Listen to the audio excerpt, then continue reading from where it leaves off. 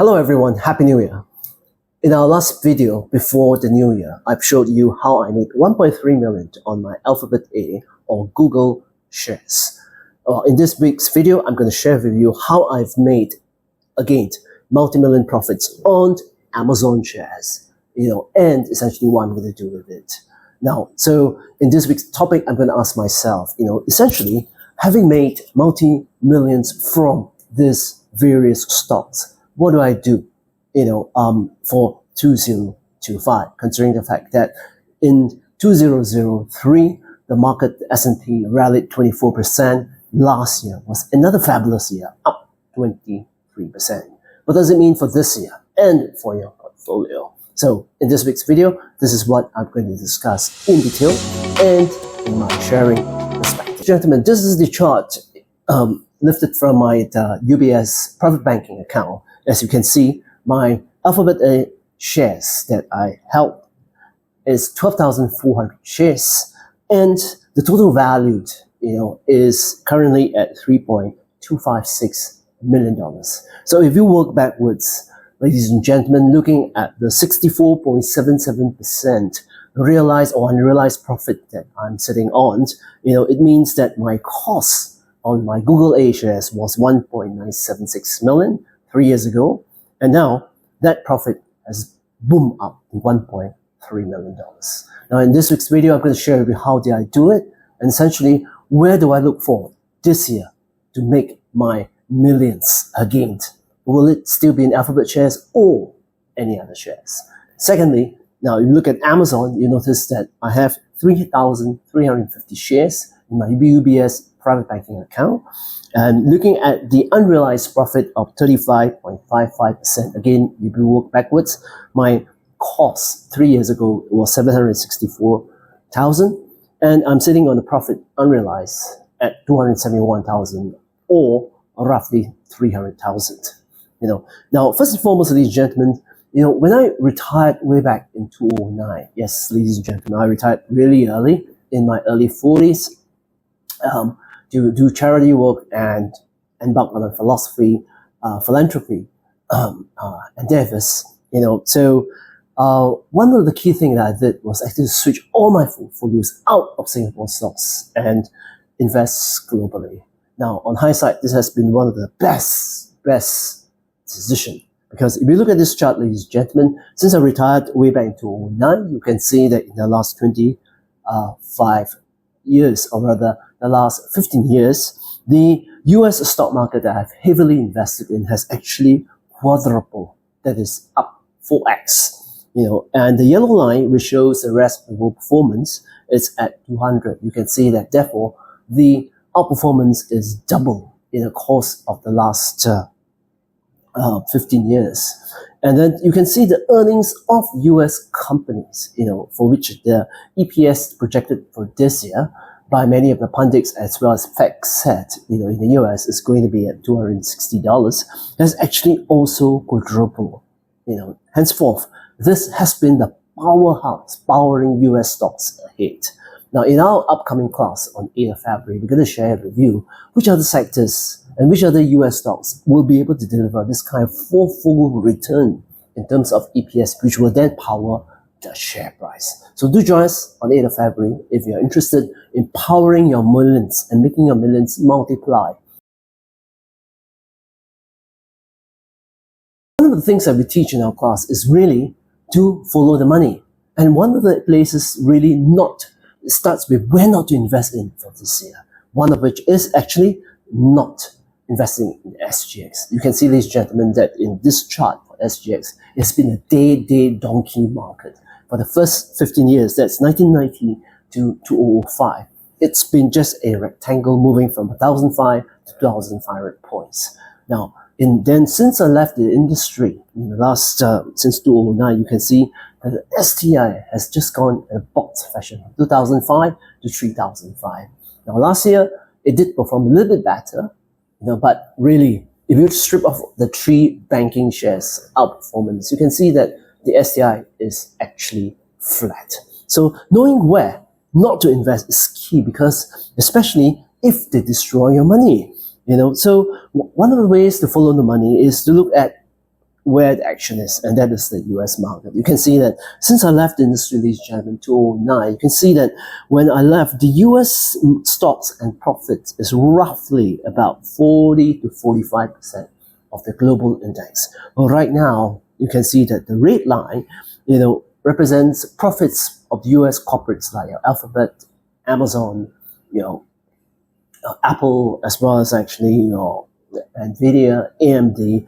It constitutes close to 55% of total market or global index. But in terms of the market weightage, that is actually the value and the money that's been poured into US, it's roughly 67%. So really, in my earlier years as a savvy investor, you notice that one of the key things we do is to follow the money and follow the money very closely. Now, one of the key things, why we continue to invest in the US for this coming year, 2005, is that there's a fallacy in the market really that says that, because after 2 years of outperformance, the US market will actually retreat. Yes or no? Well, it's anybody's guess. But in reality, one of the key things that's been put forward to justify that is that the US market is expensive. Really, ladies and gentlemen? Look further, this particular chart. This shows the S&P 500 price earnings ratio. You can see actually, while the price earnings ratio has gone up from 20 to 22 times, it is actually still below the 24 times that we saw during the pandemic. So really, what gives? Well, again, it is earnings growth of solid, good US companies that we invest in. And that's the kind of companies we invest in for our GCP Global investors, which include many of the family offices, high net worth individuals, and index funds and REIT managers. Now, these are the things that we'll cover in our 8th of February class. The market's done so well is because of this particular chart. Yes, look no further. If we look at the EPS growth of US companies since 1935, 1926 S&P was actually created. And so in the last 90 years, you can see the compounded growth and the steady growth of the EPS has been steadily upwards. And that's basically the kind of companies that you get in the US. Global, fantastic companies that deliver earnings per share. Unlike Singapore, essentially, you see, one of the reasons why local investors shun away from local stocks is this. One of the reasons is that the catalyst market, which XGX created and constitute about 200 companies, is a joke.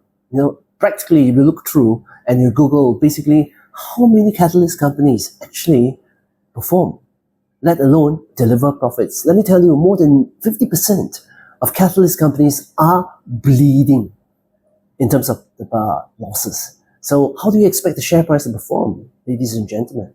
The other chart, is that you can see that last year, 2024, you see that Singapore Stock Exchange has a 20-year low in terms of IPO. Holy shit, ladies and gentlemen, if the money is not flowing in here, don't invest here. Go to where the money is actually flowing.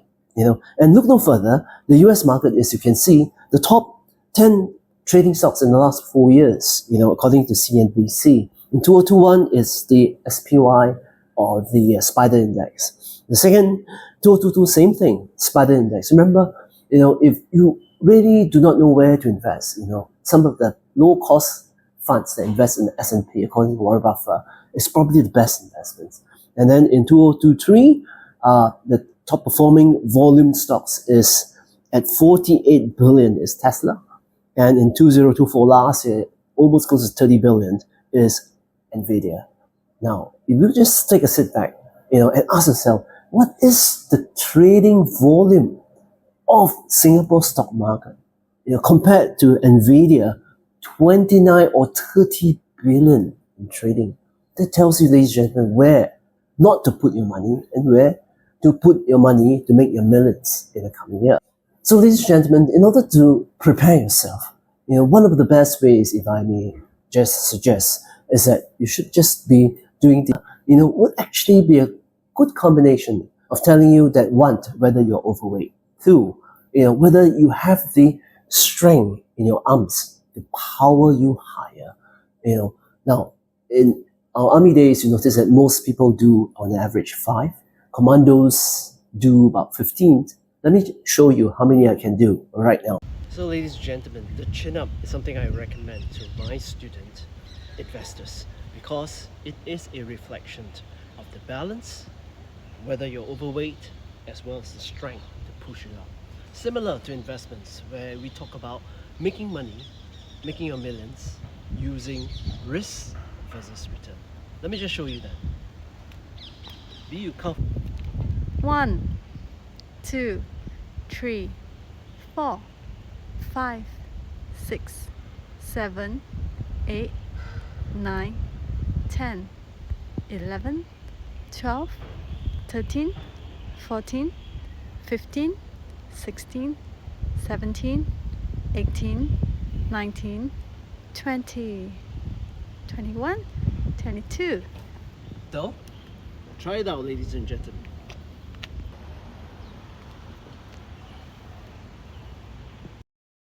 So, ladies and gentlemen, you may ask, therefore, in this coming year, do I continue on Google and Amazon? Yes, the answer is yes, ladies and gentlemen, because if you look, ladies and gentlemen, at its valuation, Google is not expensive. In fact, it's been touted that among the Magnificent Seven, it's the lowest valuation. But more importantly, if you look at the earnings growth, the key thing that we cover in our class, you notice that Google, this is the quarterly earnings per share, quarterly revenue, and quarterly DPS. You can see that since 2021, in 2021, the number in the first quarter and second quarter is a reflection of the 20 1 for shares, 20 split before. Okay, so if you work backwards before the 1 for 20 share split, the EPS would be 1.31.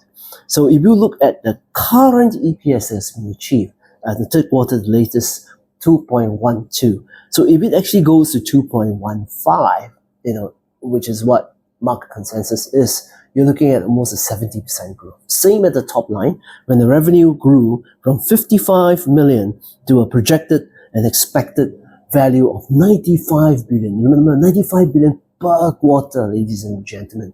So if you just add up Google's total revenue, it's almost like a 360 billion, almost equivalent to Singapore's GDP.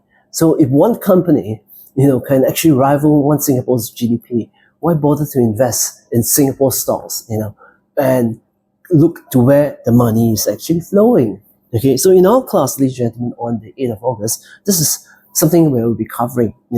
Our 8th February class, we will be updating on our tech stocks because, many of the stocks that we mentioned, like Apple, Google, Amazon, Nvidia, AMD, Visa, MasterCard, were what we selected 3 years ago when we presented in our last tech class. So those who have actually enjoyed the journey with us have made tremendous amount of money. For example, one of the sectors that we'll be covering on 8th February is the cybersecurity stocks.